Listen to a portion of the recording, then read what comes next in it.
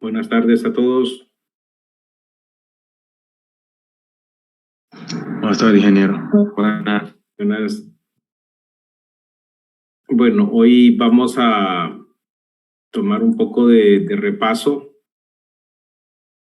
de algunos temas, solo por si tienen alguna duda con respecto a los parámetros de línea de transmisión. Aquí yo tenía, quizás esté grabado ¿cómo se llama? En memoria, en YouTube, en el canal, de ejemplos resueltos, aparte de los ejemplos que tienen ya resueltos en los libros de texto. Aquí hay, digamos, aspectos conceptuales que nos llevan a calcular el parámetro resistencia, inductancia, capacitancia. Los tres principales parámetros, RLC.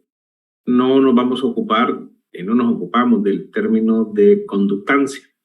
Vamos a asumir que la línea tiene un aislamiento perfecto, 100% perfecto, y eso pues se considera más para otro tipo de estudio, ¿verdad?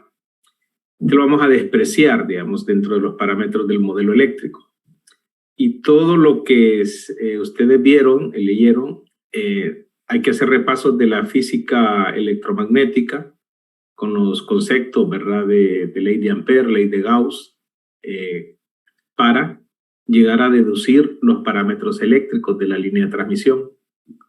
Entonces, uno de los conceptos es el radio medio geométrico, que aparece como un radio ficticio, producto de un artificio matemático para englobar el efecto interno de inductancia en un cilindro. Recuerden que es la inductancia interna y considerando la inductancia externa. Entonces, a partir de ese concepto aparece el radio medio geométrico.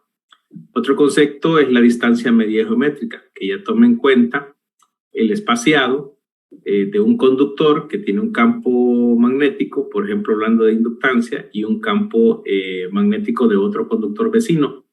Entonces, se saca un efecto del espaciamiento de acople en lo que es la distancia media geométrica. Y ahí, digamos, nos sirve mucho para calcular inductancia, y a partir de la inductancia, la reactancia inductiva. La capacitancia aparece desde la ley de Gauss, encerrando una carga eléctrica en un conductor infinito, y ahí ya no aparece el tema de radio medio geométrico, sino que aparece el radio del conductor, ¿verdad?, que encierra una superficie gaussiana cilíndrica en caso de un conductor cilíndrico. Entonces, se deducen los términos de capacitancia, ¿verdad?, a partir de los principios siempre de la física. Y lo que queremos, ¿qué es lo que queremos? El modelo circuital del modelo de línea de transmisión para representarlo en nuestros diagramas eléctricos o diagramas de impedancia. Y dependiendo si la línea es corta, media o larga, en el caso de líneas medias, o de líneas cortas, perdón, que se clasifican por su longitud, entonces solo modelamos la parte resistiva y reactiva, la parte serie. No modelamos el efecto capacitivo entre fases o el efecto capacitivo entre tierra, asumiendo que hay en un sistema de tres conductores trifásico, hay cargas imágenes abajo, ¿verdad?, de la tierra para tener potencial cero en la tierra. Entonces, el modelo circuital se puede complicar a medida que la distancia aumenta. En longitudes medias, el modelo circuital es un modelo pi, ¿verdad?, donde tenemos el efecto capacitivo modelado en el circuito o el modelo circuital.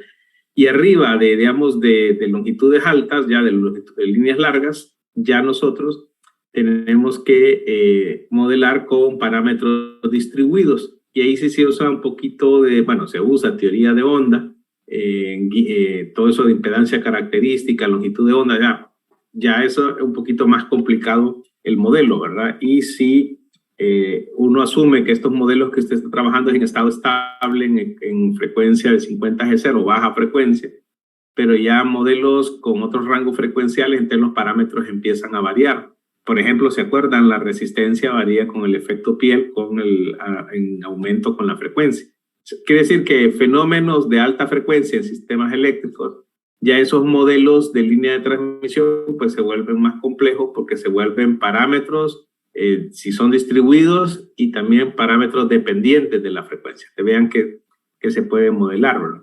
La parte del radio medio geométrico, básicamente, es que yo le preguntaría si yo tuviera un conductor de radio R, digamos, un R', le vamos a pedir, ¿cuál sería, digamos, el radio geométrico de este conductor equivalente, ¿verdad? Entonces, hay una expresión para sacar el radio medio geométrico de 3 conductores, o de 4 conductores, o de 5 o de 6, solo que se va complicando un poquito, ¿verdad? Y miren que esto es distinto a que estén los conductores los tuviera así, ¿verdad? De forma vertical, por ejemplo, ¿verdad? Dibujando así. Entonces ya las distancias cambian entre centro y centro, ¿verdad? Si uno lo hubiera así, ¿verdad? Entonces ahí se deducen las expresiones de radio medio geométrico, y básicamente lo que le quiero decir acá, que usted tiene 3 hilos, es como que tengamos un conductor de radio R de 1.46 R, ¿verdad? Donde R es el radio de los hilitos. Quiere decir que ese sería el equivalente de un conductor. Y eso es radio medio geométrico, y repito, sale del artificio matemático de encontrar el parámetro de inductancia, cuando engloba el efecto interno de inductancia. Claro, si saca el de 4, ya se complica un poquito más, ¿verdad? Las expresiones a través de esto. Y este resultado va a ser distinto en caso de que usted, en lugar de esta forma triangular, considere que los conductores son, digamos, dispuestos así de forma lineal, ¿verdad? Ya esto ya no va a ser lo mismo, el radio medio geométrico. Tendría que volverlo a calcular. Aquí está el ejemplo de 4 conductores, ¿verdad?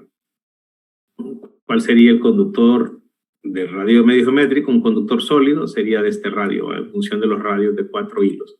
De ahí lo puedo sacar de 5, 6 hilos, ¿verdad? Y 7 hilos.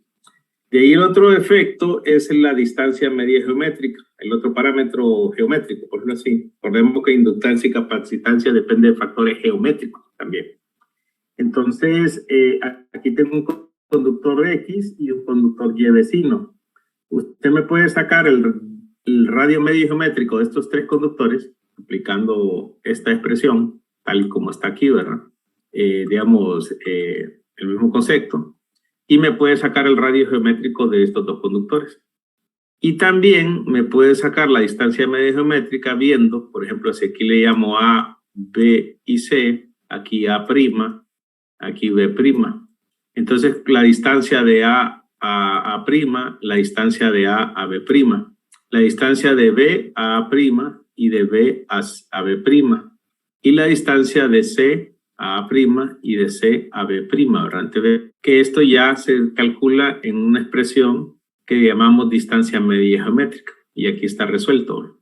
Y el problema le pide el radio medio geométrico de estos 3 y el radio geométrico de estos 2, y la distancia geométrica tomando esto como un conductor X y esto como conductor Y, de acuerdo a las distancias, ¿verdad?, que hay entre hilos o grupo de conductores, ¿verdad? Recuerde que los cables son un grupo de hilos de conductores. Por ejemplo, un conductor de aluminio, 47 hilos de aluminio, 7 hilos de acero, por ejemplo. Entonces uno saca las distancias medio geométricas y ya con el radio medio geométrico le llama DM, Stevenson, y la distancia, DM, la distancia medio geométrica, y DSX o DSY, los radios medio geométricos. Y yo puedo calcular esta inductancia, y la inductancia de un circuito con su retorno, o sea, una malla, un circuito completo, sumo la inductancia del conductor X más la inductancia del conductor Y, asumiendo que está en un circuito monofásico, por ejemplo. Puedo encontrar también la reactancia inductiva si conozco la frecuencia. Digamos, son como los conceptos básicos.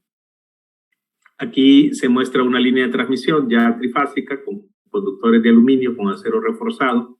Me da un calibre de circular 1000 y me da, digamos, la configuración de 45 hilos de aluminio, 7 hilos de acero. Y como se explica, ¿verdad?, en los recursos, que Bobolin y los conductores llevan nombre de pájaro, ¿verdad? Y así pues los fabricantes de conductores de aluminio los clasifican de esta forma, ¿verdad?, de ACSR. Entonces ahí nos dan los radios de los conductores, del radio medio geométrico, que lo calcula ya por suerte el fabricante y no le toca calcularlo a usted.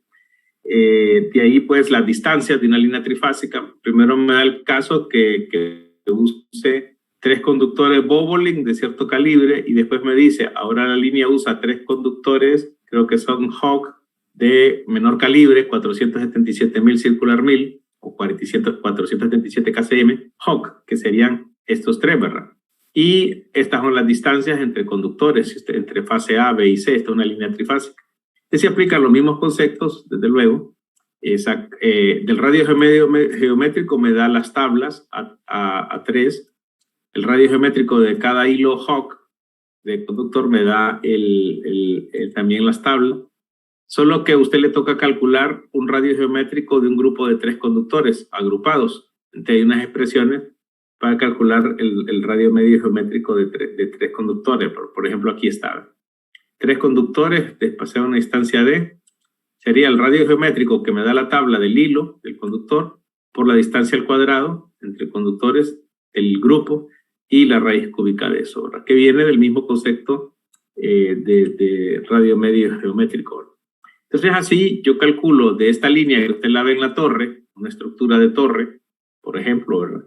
3 conductores de forma horizontal.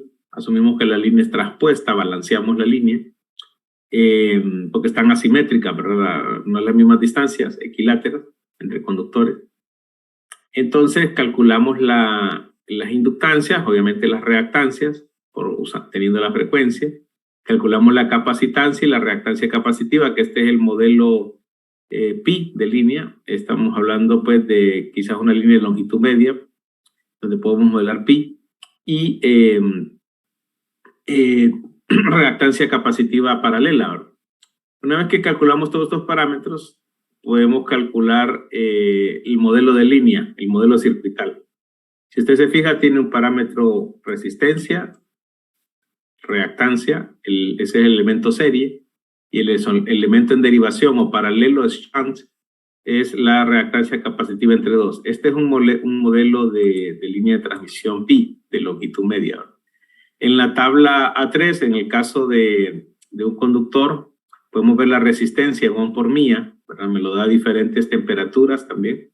Me lo da a 50 y a 60 Hz, la resistencia eléctrica, y a diferentes temperaturas. Entonces y en corriente directa también me da la resistencia, y eso lo puedo, digamos, convertir. En el caso de aquella línea que tiene 3 conductores, mire que tengo que calcular el radio, la resistencia, perdón, del conductor en la tabla 3. Este es el día del Hawk, del calibre 477 MCM, o 1000 circular 1000.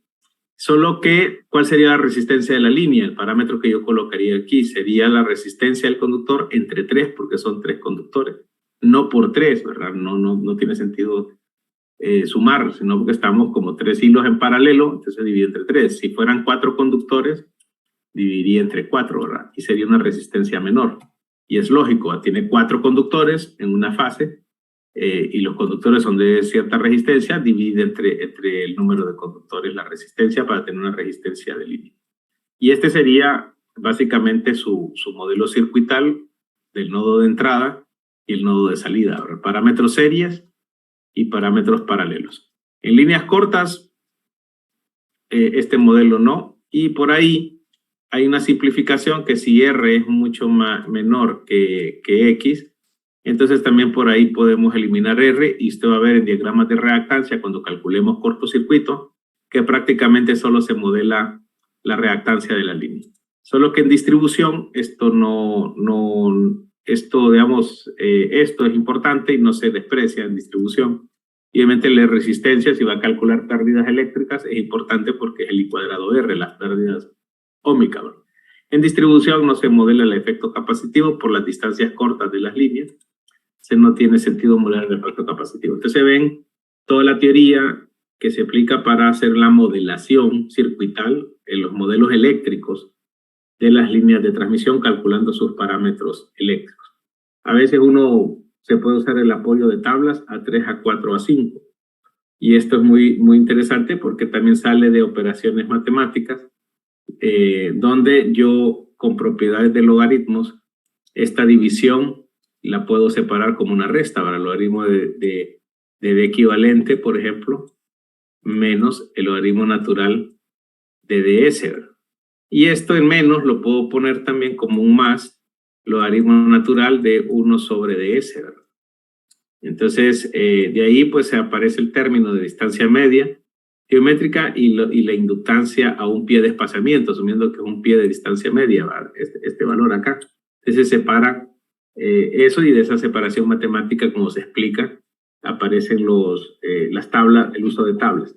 Solo que el uso de tablas directos para calcular R, L y C, o la reactancia inductiva y capacitiva, no es tan fácil, solo se usa cuando tiene un conductor por fase, ¿verdad? No cuando tiene 3 conductores. Ahí le toca sí o sí aplicar la fórmula, ¿verdad?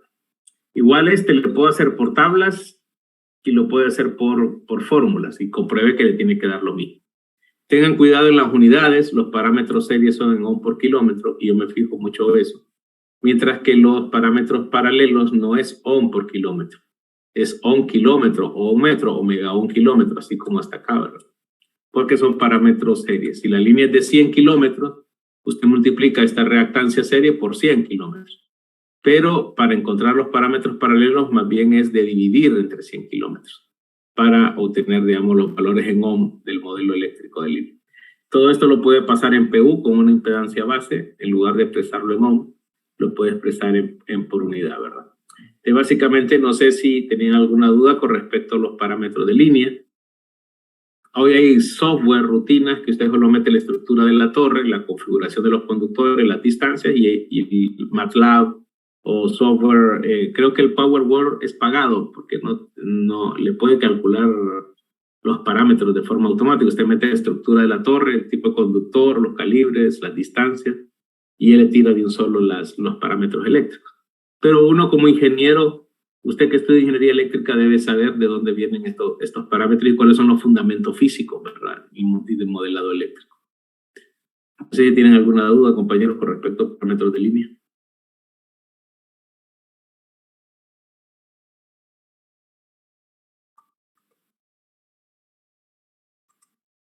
¿Está todo claro, don Abraham Blanco?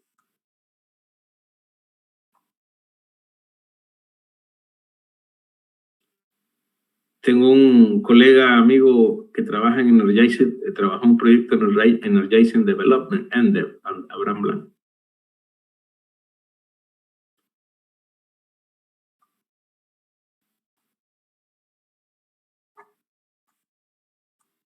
Bueno, te vamos a hablar sobre la carga. No sé si se mira ya ahorita la diapositiva de la demanda.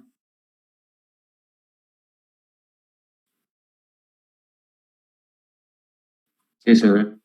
Listo. Bueno, gracias, Manuel. La demanda eléctrica, la pregunta es, ¿cómo modelo la demanda en los trabajos que estamos haciendo de análisis? ¿Qué empezamos? A modelar, primero entender los diagramas de unifilares, diagramas de impedancia, reactancia. Después, ¿qué vimos? Las ecuaciones de nodo, obtener, por ejemplo, la matriz admitancia. Después, ¿qué vimos? El sistema por unidad, hablar en por unidad para pasar toda una misma base y las conversiones. Después, hablamos de los transformadores y de los transformadores de 3 devanados, ya teniendo en cuenta que usted ya ecuaciones de nodo, matriz de admitancia, sistema por unidad, diagramas de impedancia o reactancia. Luego vimos el modelado de qué, después de los transformadores, líneas de transmisión, los conceptos físicos, geométricos, el modelo circuital, los parámetros RLC. Los generadores, implícitamente, pues no todos han llevado máquinas 2, pero algunos lo están llevando, pero básicamente ahí hay una presentación en video clase. Es básicamente un modelo de fuerza electromotriz detrás de una resistencia de armadura y una reactancia síncrona. Simple, un modelo circuital de estado estable. La máquina síncrona se puede complicar en estudios de estabilidad, modelos de espacios de estado, 2 variables de estado, 4 variables de estado, mayor orden, ¿verdad?, de variables de estado, modelos lineales. Pero ahorita, desde el punto de vista de hacer estudios de análisis o de flujo de potencia, y cortocircuito, un modelo básico de generador síncrono o máquina rotatoria, una FEM o fuerza electromotriz, detrás de una resistencia de armadura y una reactancia síncrona. Puede ser de eje directo o eje cuadratura. Y la resistencia de armadura por ahí la despreciamos, ¿verdad? Si es un valor muy pequeño y solo dejamos la reactancia síncrona. Ahora, ¿qué hay del lado de la carga? A nivel de transmisión o sistema de potencia, yo voy a fijarme más en la demanda acumulada agregada.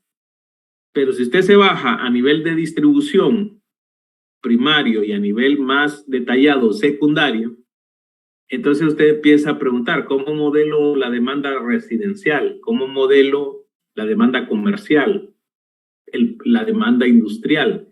Definitivamente, un industrial no tiene la misma forma de consumo y equipamiento que un residencial. ¿Qué tiene usted en su casa? Licuadoras, televisores, carga lumínica, motobomba, estufa, refrigerador, electrodomésticos. Hay una diversidad, obviamente, de carga y hoy muy menudo carga electrónica. Pero eso si usted quiere meterse a detalle del modelado de la carga, ¿para qué tipo de estudios? Power Quality, calidad del servicio, estudios de armónicos, bueno, de calidad del servicio. Otro tipo de estudios, digamos, a nivel de diseño eléctrico. Entonces uno dice, bueno, ¿cómo modelo la carga? Modelos estáticos, modelos dinámicos. ¿Cómo modelo el circuito de control de un calentador de agua? O una industria, una lámpara de descarga, por ejemplo, de alta intensidad. Entonces ya el modelo puede ser dinámico para estudios de control, como le enseñan a usted en teoría de la estabilidad. Pero como nos vamos a ir al sistema de potencia y no es una clase de ingeniería de distribución, que es otra clase, y también la parte de la demanda sirve para estudios tarifarios, cómo es el patrón de consumo de un industrial, el patrón de consumo de un comercial, que no es el mismo patrón de consumo de un residencial. Y cómo distribuyo el consumo en las tarifas, porque no es lo mismo el consumo suyo que un industrial, y en qué horas también, qué tan coincidentes son. Y hay un montón de factores, factor de coincidencia, factor de carga, factor de distribución, que usan el tema del modelado de la carga para estudios tarifarios. Para estudios de despacho económico, 3 bloques, una curva de duración de carga se llama. Entonces vean que eso de la demanda eléctrica tiene también su materia, digamos, amplia, según el tipo de estudio, en qué detalle quiere, va según el tipo de estudio, en qué está trabajando, en temas de transmisión o en temas de distribución. Y eso es lo que quisiera hablarles, pero que no necesariamente están todos los textos. Ustedes buscan el libro de Stevenson, no está. Sí, buscan el libro de Hadi Sadat, algo, en el libro de Glover hay algo, y aquí les doy una presentación más o menos para que tengan una idea, y les voy a dar la curva de carga de un día típico en LENE, del Sistema Interconectado Nacional, la demanda de generación de minuto a minuto, en un día de 24 horas, para que puedan sacar perfiles, potencias promedios, energía de un día, por ejemplo, teniendo de forma instantánea la demanda eléctrica global de todo el sistema, sumado toda la demanda, digamos, del sistema eléctrico. Y ahí va residencial, comercial, obviamente, todos los tipos de carga, ¿verdad? Entonces hay modelos de carga, hay modelos estáticos que le llaman modelo exponencial, modelo polinomial, modelo dependiente de la frecuencia también, modelos dinámicos para estudios de estabilidad, por ejemplo, otro tipo de estudios, otro tipo de clasificaciones, estocásticos, determinísticos, que es una curva de demanda, la han escuchado, que es una curva de duración de carga, 2 conceptos distintos, curva de demanda y curva de duración de carga. Entonces las cargas, dice, un sistema de potencia se pueden clasificar de diferentes tipos debido a que existe una gran variedad de dispositivos consumidores de energía eléctrica. Esto hace también que el modelo de carga sea complicado, si lo vemos a detalle. Aun si la composición de la carga se conociera exactamente, también es impráctico, muchachos, representar cada carga de forma individual, que es la licuadora, que es de la estufa, para ese tipo de estudio, ¿verdad? De sistemas de potencia, por ejemplo. Si quiero hacer un flujo de carga, me basta con saber cuánto consumen megawatt y MVAR, modelo de potencia constante, lo vamos a llamar. No obstante, de acuerdo al estudio que se realice, se puede llegar a tener un grado de simplificación del modelo de carga. Aquí vamos a hablar de un modelo simple. Aquí tiene la generación, la transmisión, el que opera el sistema, la distribución la comercialización. Pero ¿qué hay detrás de la carga en cuanto a nuestros estudios, lo que nosotros nos interesa modelar? Si hubiera la barra de una subestación de distribución, usted puede ver diversidad de cargas y tipos de carga, ¿verdad? Cargas industriales, comerciales, residenciales. Según el modelado, puede ser cargas dinámicas, cargas estáticas en estado estable, una carga estática que depende de voltaje y frecuencia, cómo se comporta la carga con respecto al voltaje, a las variaciones o las variaciones de frecuencia. Cargas no lineales, hablando de linealidad y no linealidad, por ejemplo, que tienen elementos transformadores o reactivos con núcleos que pueden saturar. Cargas capacitivas, cargas reactivas, cargas resistivas, controladas, por decir, dinámicas, ¿verdad? Termostatos, por ejemplo, con control, cargas de lámparas de descarga de alta intensidad, motores eléctricos, grandes motores eléctricos. En fin, ese sería el modelo de carga. Pero si usted va a hacer un análisis de flujos de potencia, como lo vamos a ver en el segundo parcial, el detalle no me interesa, y a lo mejor lo que me interesa a mí conocer una carga, lo que me interesa es conocer la carga, los megawatts y los MVAR, por ejemplo. Y ya. Ese es mi modelo de potencia constante, independientemente de los cambios de tensión, ¿verdad? En la barra, por ejemplo. Entonces eso va a depender del tipo de estudio. Y por eso les decía que en la matriz admitancia de transmisión no incluyen la carga. A veces la convertimos en impedancia, como se llamaría impedancia constante, como un valor de impedancia, pero en el flujo de potencia solo nos interesa la matriz de admitancia de transmisión y el modelado de la carga de forma de potencia constante.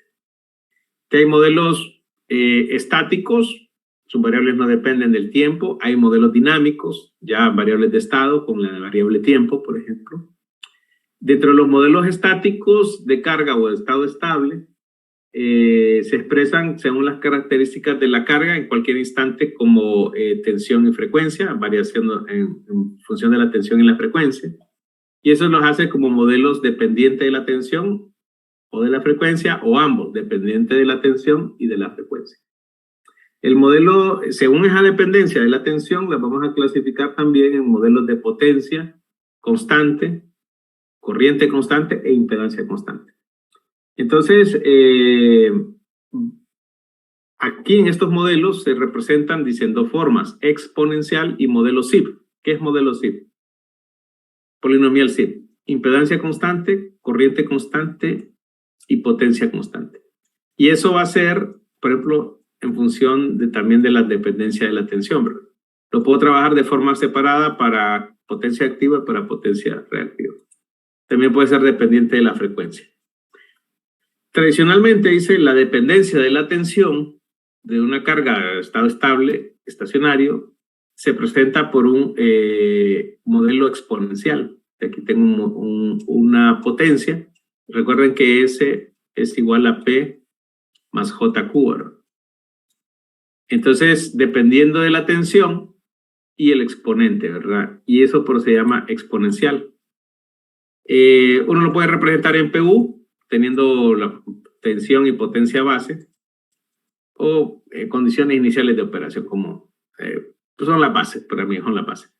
De acuerdo a la dependencia de la tensión, la carga se puede clasificar. Si K igual a 0, se llama de potencia constante. Básicamente, S es P más JQ. Es decir, potencia constante, K igual a 0, que es cualquier número elevado a 0 es 1, no depende de la tensión. Entonces aquí solo me interesan los megawatts más los MVR. Potencia constante. Ahora, si K igual a 1, estamos hablando de K igual a 0, potencia constante, la modelación de la potencia se llama corriente constante. Es como que si fuera una fuente corriente. Yo sé que S es igual a B por I conjugado, ¿verdad? Bueno, en magnitud, pues magnitud de B, magnitud de esta corriente. Entonces, si usted ve, aquí implícitamente hay un 1. O sea que la potencia depende linealmente de la tensión.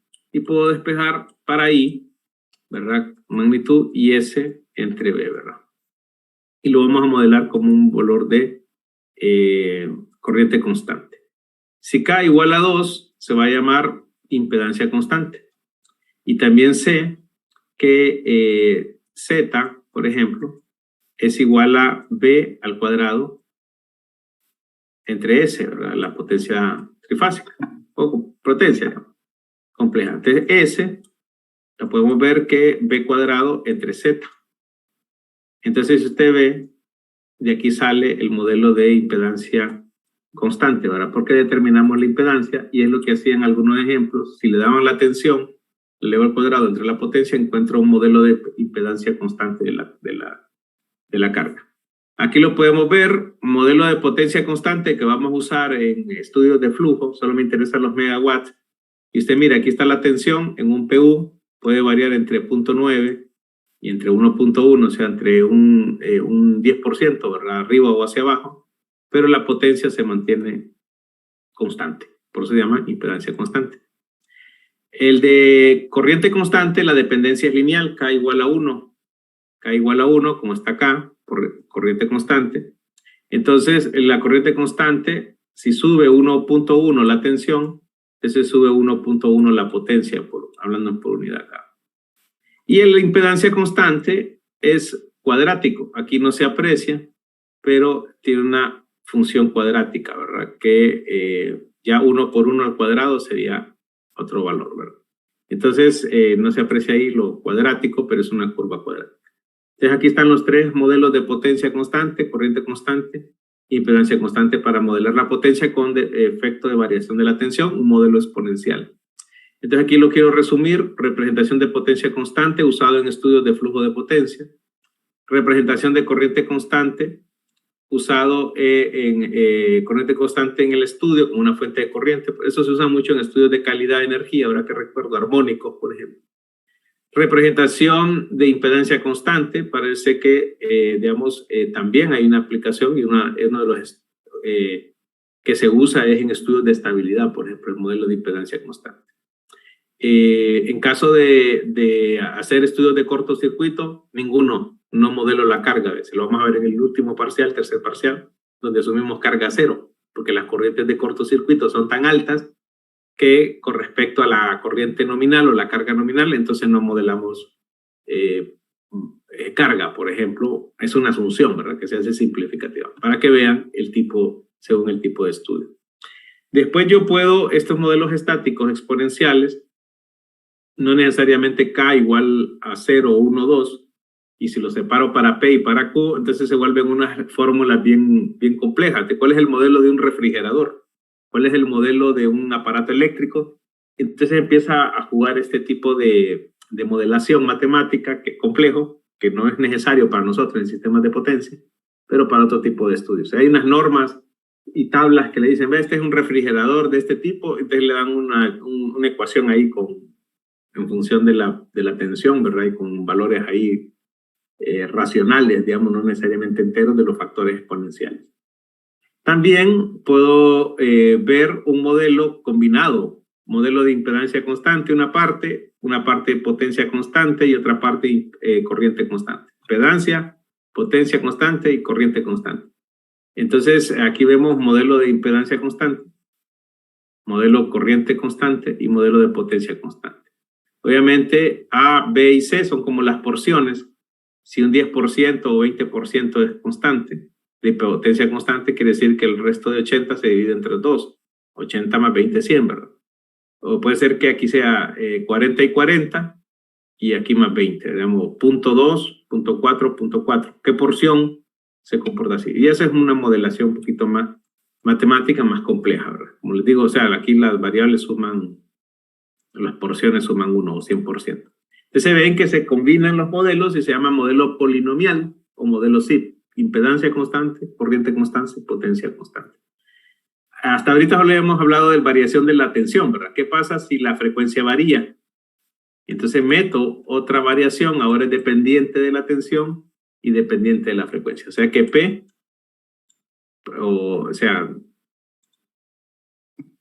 P, la potencia constante, la potencia, puede ser Q también, es función una función de B y de la frecuencia, ¿verdad? Entonces responde la carga a cambios en la frecuencia también. Entonces se vuelve todavía mucho más complicado a esas cargas que les afecta la frecuencia. Ahí vemos un modelo exponencial polinomial con dependencia de la tensión y con dependencia de la frecuencia, cuando hay cambios de frecuencia. Quizás a nivel no de un refrigerador le haga cosquillas, sino que a nivel ya industrial, a nivel de cargas importantes, esta modelación, pues por ahí en estudios de estabilidad puede ser interesante. Estudios de estabilidad de frecuencia, por ejemplo. Y uno puede combinar todos los formas y modelos de la representación de la carga y de luego se ven más complicados. Aquí dice todos los modelos estáticos de carga representados hasta aquí pueden no ser realistas y desde el punto de vista práctico, te toca hacer asunciones.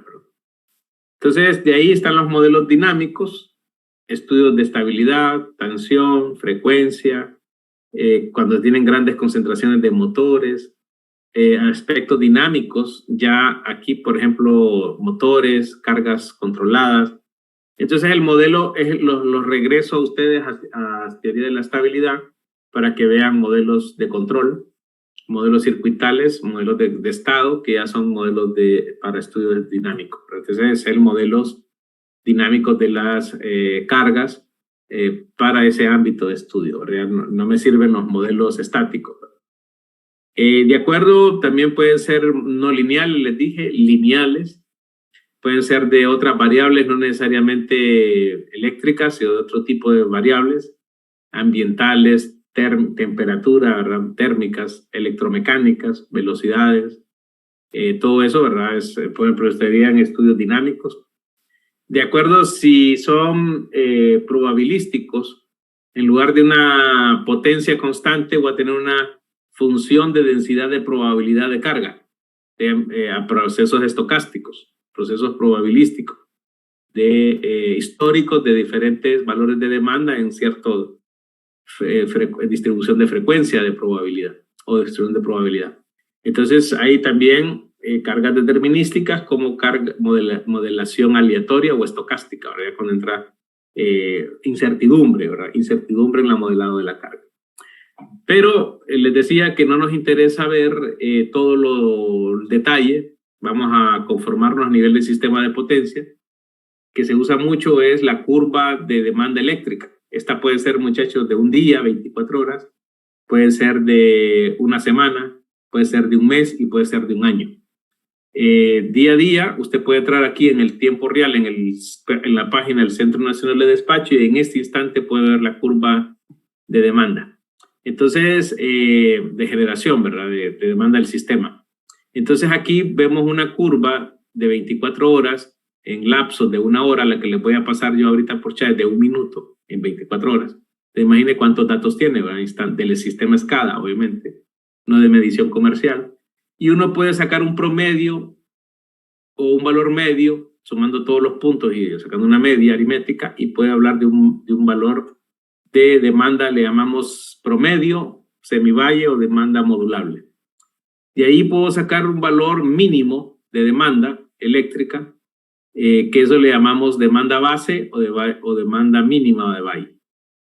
En la madrugada, por ejemplo, el sistema, todo el mundo está durmiendo, se supone, ¿verdad? Las fábricas están cerradas, los centros comerciales, solo está la carga de iluminación pública y la demanda es mínima. Y eso dura desde la noche, medianoche, hasta las 6 de la mañana, o a 5 de la mañana, cuando las personas empiezan a tener actividades. Entonces sube la demanda después, según el comportamiento de consumo de los sistemas industriales, comerciales, residenciales, y llega a valores máximos que pueden estar al mediodía o a valores máximos a la tarde. Este año creo que llegó en la tarde, en la pico, se llama demanda máxima o demanda pico, ¿verdad? Tanto el mediodía o la tarde. Puede suceder en la noche o en el día, dependiendo de la época del año, verano. Pero este año creo que en abril, mayo, nuestro recuerdo, llegamos a 1788 megas. Claro, entonces en una curva de demanda diaria puede ver las necesidades de potencia y energía, y sobre todo de potencia. Por ejemplo, desde las 7 de la noche a 8 de la noche, yo necesito satisfacer este pico de potencia. Generalmente meto la planta más cara para cubrir una hora de demanda a esta potencia. O sea que usted tiene una exigencia de demanda, ¿verdad? Pero debe satisfacer una energía. La energía es el área bajo la curva, la integral bajo la curva de esta función. Si uno tuviera la función matemática, obviamente, pero tiene las muestras. Entonces, esta es su curva de demanda diaria, que aquí están los industriales, los comerciales, es una suma agregada, ¿verdad? Generalmente estos picos son en este tipo de países de nosotros que somos donde el 40% son los residenciales, el consumo. Entonces influencia mucho la forma que va a tener. Y miren que no es lo mismo un lunes, esta forma de demanda, no es lo mismo un martes, un sábado, día festivo, cuando juega las elecciones, en Navidad. No es lo mismo en San Pedro, no es lo mismo en Ceiba, no es lo mismo en Tegucigalpa. Si lo hacemos por zona, quizás no coinciden las horas de demanda máxima de San Pedro con las de Tegucigalpa y hay factores de coincidencia. Depende de si hace calor, hace frío, la época del año, ¿verdad? En verano, por ejemplo, los mayores valores de demanda, ¿verdad? Entonces uno le pueden preguntar de todo esto, cómo clasificar la curva de demanda. Entonces, aquí tenemos una curva residencial, que ponemos pues Urban Residential Load, y vemos aquí pues podemos poner en PU a todo. La curva, mire, dos picos, después la carga residencial rural, que es muy típica también. La industrial, mire, la industrial se ve como una campana. Entra a trabajar la gente, produce las maquilas, industria, y después sale de su trabajo. Tiene una forma más como de campana. Y pues otro tipo de cargas misceláneas, también comerciales. También los comerciales tienen como esta forma, miren. Las cargas comerciales rurales, gobierno, puede ser una forma también de carga típica. Y al sumar todas estas, yo le he puesto suma todas las cargas, punto a punto, hora a hora, o tengo la curva de demanda del sistema, system load. Entonces, aquí puedo sacar la energía total de un día, la demanda promedio, la demanda mínima y la demanda máxima. Y lo que debe satisfacer el sistema de generación es el consumo y las pérdidas, porque I cuadrado R se pierden las líneas y se pierde toda la parte resistiva del sistema eléctrico de transmisión y distribución.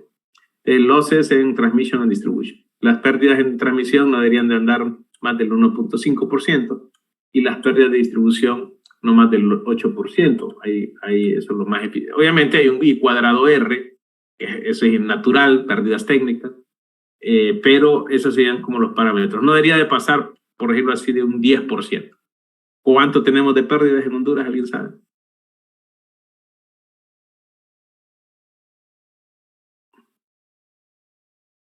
Leen noticias ustedes, ven frente a frente.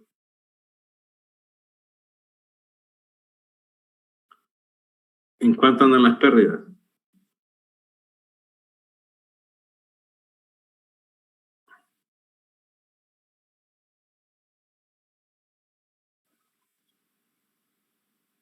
¿Alguna idea así que qué valor han escuchado de pérdidas eléctricas en el sistema de distribución? Y que hay un programa nacional de pérdidas para reducirlo. Hay técnicas y no técnicas. 30%, creo. Y bajito, andan como el 36%. Que hay que ver que mucha parte es robo de energía, que no se factura, y otras se pierde en el sistema. Las técnicas pueden andar más altas que estas por tener líneas sobrecargadas, transformadores sobrecargadas.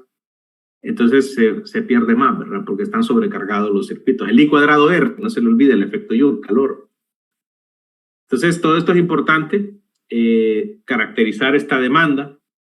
Aquí tengo una curva de demanda diaria, la saqué del libro Electric Power Distribution Engineering de Turangonen, un excelente libro, si lo pueden tener. Aquí vemos, ¿verdad? Y yo puedo pues bajar esto en datos, PU. Aquí está la curva de demanda de 6 de febrero de 2015.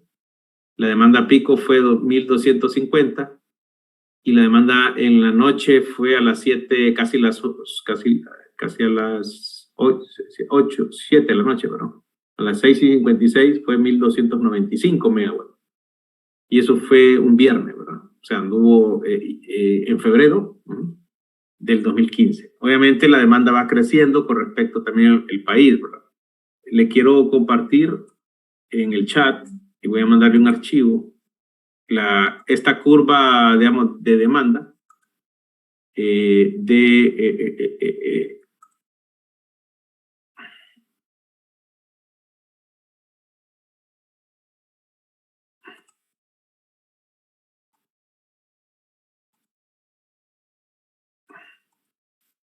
a ver.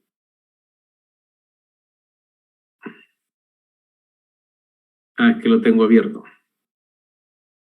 Ya se los envío. Por favor, revisen si les llega ahí.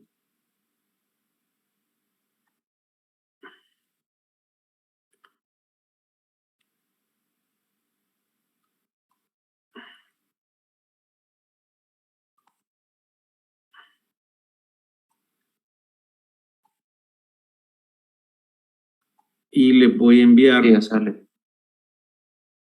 Conseguí hace poco la de 2021, el 19 de mayo, el día de demanda máxima de 2021.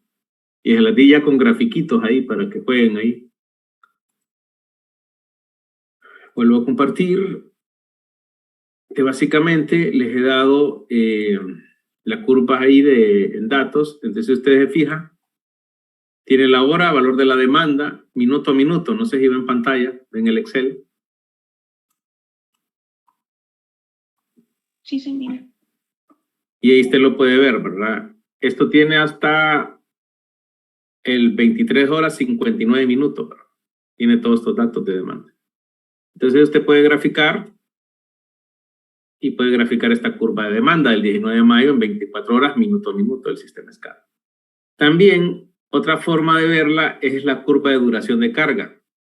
Aquí hay una función que le llama késimo mayor y ordeno siempre en 24 horas,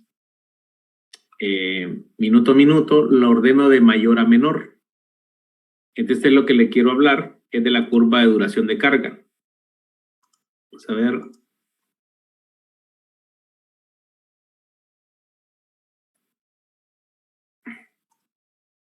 La curva de duración de carga que se llama o curva monótona de carga, ¿verdad? Que es esta, donde ordeno yo de menor a menor, de mayor a menor, perdón. Energéticamente hablando, es la misma energía. Si usted saca el área bajo la curva, es lo mismo. Solo que este tipo de curva de duración me sirve, por ejemplo, para efectos de tarifa. Yo puedo graficar aquí un promedio de demanda máxima, un promedio de demanda intermedia en 3 bloques y un promedio de demanda mínima. 1, 2, 3 bloques. Sacando el valor medio acá, de los datos aquí. ¿Ve? Y esto me sirve a mí para hacer estudios tarifarios o estudios de despacho económico. Para estudios tarifarios son 3 bloques. Para estudios de despacho económico pueden ser 5 bloques. Y en estudios tarifarios puedo definir la energía y potencia en horas pico, en horas valle y en horas base mínima, que me sirve para también medidores de tipo horario o tarifas horarias. Te ven la utilidad. Entonces, aquí está la curva de demanda, que tiene una ubicación temporal y una curva monótona de carga o curva de duración de carga. Energéticamente son la misma, ¿verdad? Energía, ¿verdad? Pero la forma aquí usted pierde cuánto, en qué momento ocurre la demanda máxima, aquí, sino que está ya aquí englobada, lo que sabe es cuánto dura o cuánto dura la demanda arriba del 80%, por ejemplo. Entonces energéticamente son las mismas, pero la forma es diferente, ¿verdad? La curva de duración de carga y la curva de demanda. Entonces, aquí esta curva es una curva de duración, una curva de demanda, y la pasa a curva de duración de carga, acá. Aquí pueden encontrar en el ENE la curva anual, porque yo les dije que puede ser diaria, semanal, mensual y anual. Aquí está la curva anual del sistema en el año 2013. Si la busco en Google, puede ser que encuentre la curva anual de duración de carga para el año 2021, ¿verdad? Entonces, aquí uno puede decir, Por ejemplo, si yo corto acá en el tiempo, un año tiene 8.760 horas. Y puedo decir, mire, que la demanda máxima fue 1.300. La demanda, dice, por 191 horas, la demanda fue mayor al 85% del tiempo. Quiere decir que del tiempo total, la demanda, 2.18% del tiempo de 8.760 horas, o durante 191 horas, la demanda fue superior al 85%. Te puedo sacar datos de esta curva de duración de carga de ese tipo, ¿verdad? Que no sería tan fácil verlos desde la curva de demanda anual. No sé si me explico, ¿verdad? La diferencia entre esta, que puede ubicar temporalmente en qué momento ocurrió, pero en esta solo la duración, ¿verdad? Yo le puedo decir aquí que aquí en punto 5, ¿verdad? Puede ver aquí, ¿verdad? Punto 5, el 50%, ¿verdad? El 50% del tiempo, la curva de la demanda anduvo arriba de estos valores, ¿verdad? El 50% del tiempo. El 50% del resto del tiempo anduvo por abajo de ciertos valores, ¿verdad? Que uno puede ver todo eso en una curva de duración de carga. Se llama curva monótona o curva de duración de carga, que no es lo mismo que la curva de demanda, ¿verdad? Entonces, estos son los conceptos. Es importante saber que la demanda eléctrica en un sistema eléctrico es cíclica. No se puede almacenar a gran escala económicamente, que hay baterías de potencia de 2 megawatts, 1 megawatt por determinadas horas. Pueden almacenar la energía por un tiempo, 2 horas, 4 horas. La energía eléctrica debe producirse cuando se consume instantáneamente. Y miren que las energías renovables, cuando tiene mucho sol, tenemos un excedente de energía que no la puede consumir el sistema. ¿Qué es lo que haría usted con el excedente de energía renovable? En el sur, por ejemplo, al mediodía. Tengo exceso de sol, entonces lo almacenaría en ciertas baterías de potencia para que en la noche pudiera usar esa energía en cierta determinada hora, también 1 hora, por ejemplo. Que en la noche necesito potencia. Y que recuerde que el sol en la noche, pues, obviamente la solar no produce, no hay sol, entonces no tengo potencia, pero puedo haber almacenado energía en el día, ¿verdad?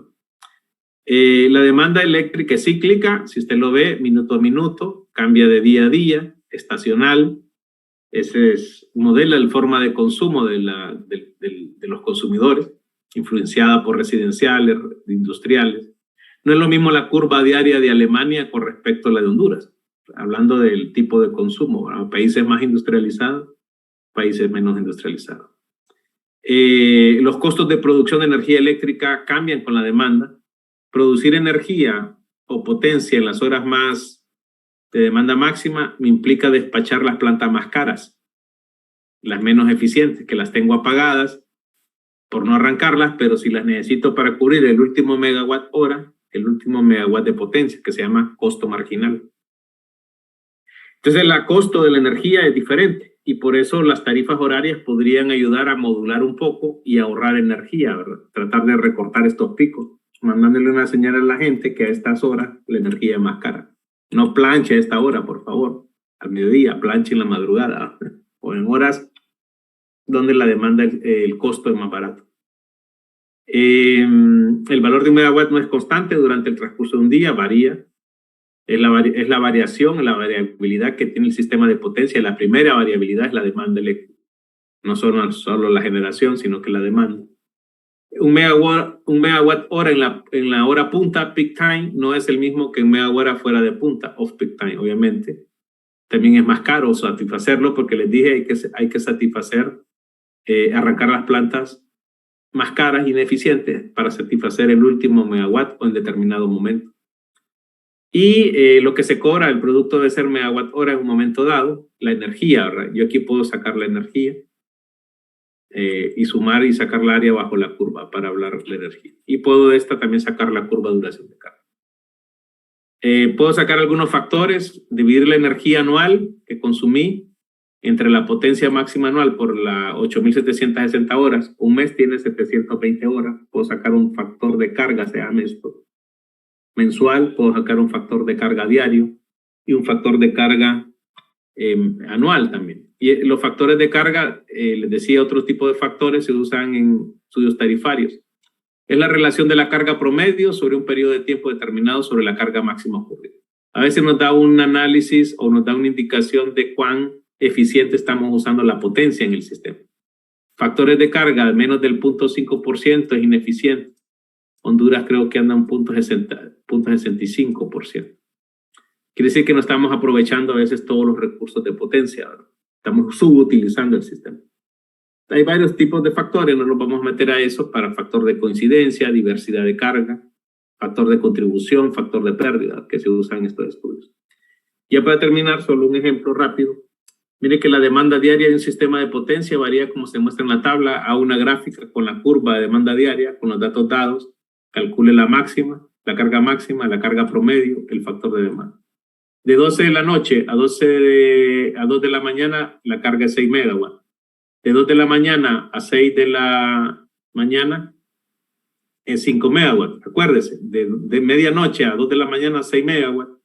Y de 2 de la mañana a 6 megawatts, de 2 de la mañana a 6 de la mañana, 5 megawatts. Y de 6 de la mañana, que uno desayuna, a las 9 de la mañana sube a 10 megawatts. Entonces eso lo podemos graficar. Les había dicho de 12 de la noche a 2 de la mañana, 6 megawatts. De 2 de la mañana a 6 de la mañana, 5. A las 6 que usted desayuna, sube a ¿cuánto? A 10 megawatts. Hasta las 9 de la mañana, ¿verdad? A 10 megawatts. Entonces uno puede graficar toda esta curva de demanda diaria de un día en forma escalonada. La demanda máxima, 18 megawatts. Aquí están. Y ocurre 18 megawatts de 6 de la tarde a 8 de la tarde. 18 megawatts. Entonces uno grafica eso. Y de ahí puedo sacar la carga promedio, la demanda máxima, la demanda mínima, que sería, vamos a ver, la demanda mínima 5 megawatts.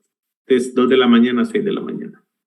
Aquí está la demanda mínima y la demanda máxima, de 6 a 8 de la tarde. Puedo sacar la energía. ¿Cómo saco la energía?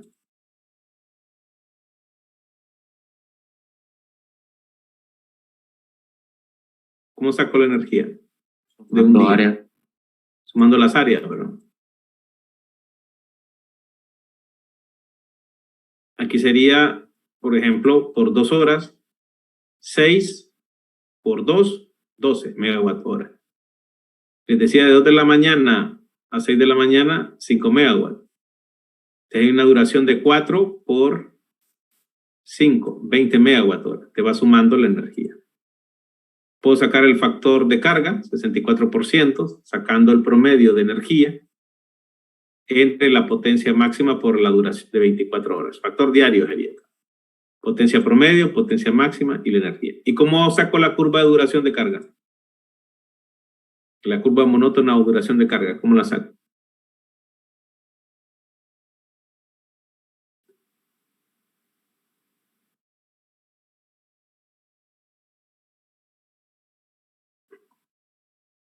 ¿Cómo les dije que era la curva de duración de carga?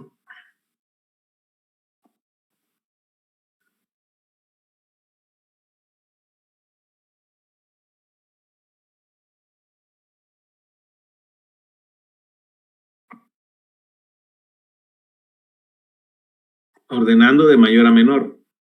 Te va a tener los 18 megawatts y va a tener algo así, ¿verdad? Hasta llegar así.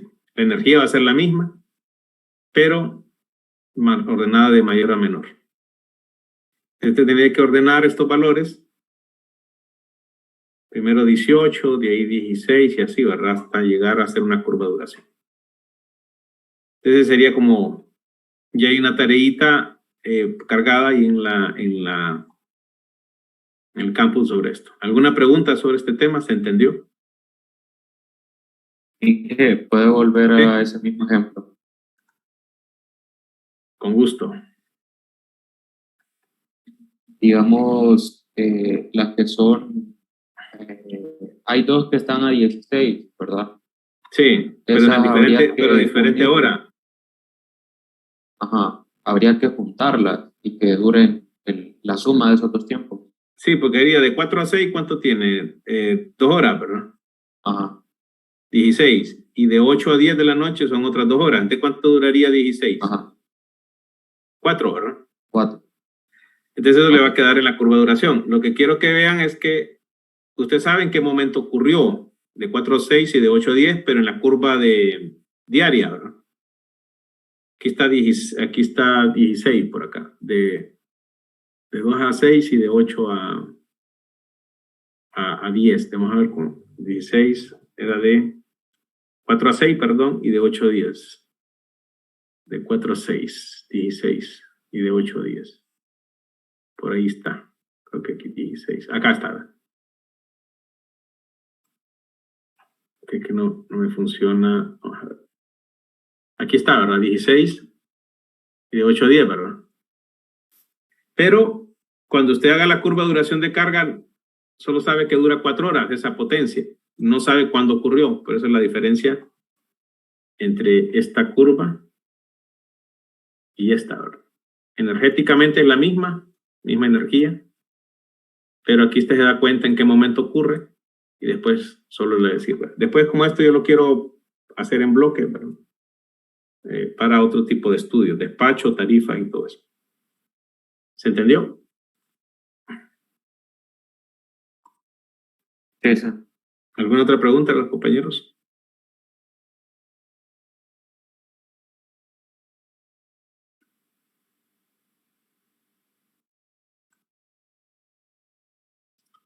Bueno, como ya están dormidos, entonces nos estamos viendo y comunicando. Buenas noches.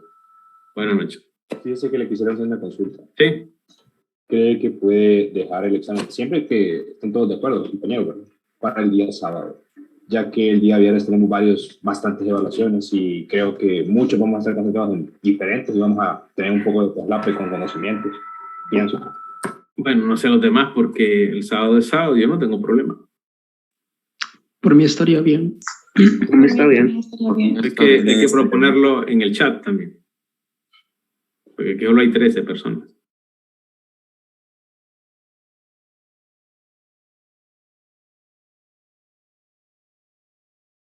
Bueno, sí, ahí lo vamos a proponer, pues.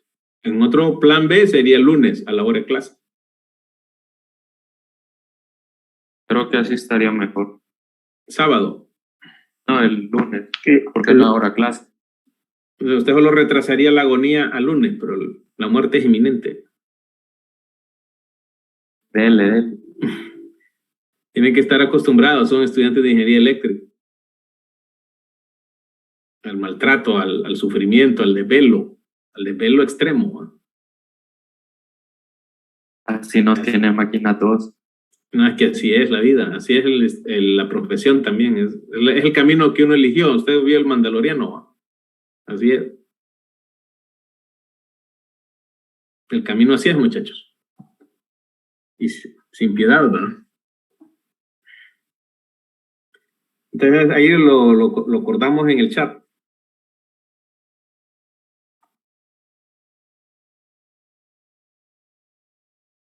Listo. Chao. Buenas noches. Gracias.